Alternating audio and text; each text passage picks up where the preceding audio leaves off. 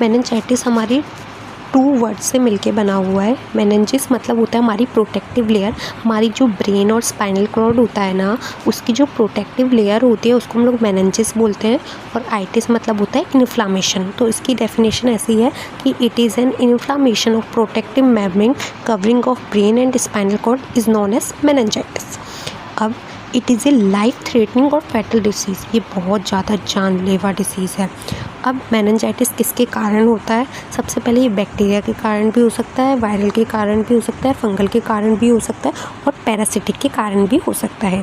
सबसे पहले बैक्टीरिया में हमने 2 एग्जाम्पल लिखे हैं, जैसे कि इन्फ्लुएंजा और स्ट्रेप्टोकोकस। वायरल में हमने 2 एग्जाम्पल लिखे हैं, जैसे कि HIV और मीज़ेलस। फंगल में हमने 2 एग्जाम्पल लिए, जैसे कि क्रिप्टोकोकस और हिस्टोप्लाज्म। और पैरासिटिक में 2 एग्जाम्पल लिखे, जैसे कि अमीबा और प्लाज्मोडियम। अब हम लोग कुछ क्लिनिकल फीचर्स की बात करते हैं कि आपको कैसे पता चलेगा कि किसी पेशेंट को मेनिंजाइटिस है। तो सबसे पहले उसके कुछ क्लिनिकल फीचर, जैसे कि स्टिफनेसिंग नेक में उसे स्टिफनेस का फील होगा, उसको उल्टियाँ होगी, वोमिटिंग, फोटोफोबिया यानी सेंसिटिव टू लाइट, फोनोफोबिया यानी फियर ऑफ लाउड साउंड से बहुत ज़्यादा डर लगेगा, हाइपरटेंशन, उसका ब्लड प्रेशर कम हो जाएगा, जो बच्चे होंगे उनके अंदर पुअर फीडिंग, वो अच्छे से दूध नहीं पी पाएंगे, एक्सेसिव क्राई, फीवर आएगा, हेडेक होगा, ब्रेडिकार्डिया भी होता है यानी लो हार्ट बीट। उसके 2 क्लिनिकल टेस्ट भी होते हैं, जैसे कि कर्निक सिन टेस्ट और ब्रूड-जिंकिस टेस्ट।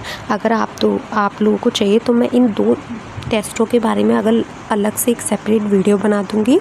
अब हम लोग आगे बात करते हैं टाइप्स ऑफ मेनिंजाइटिस की।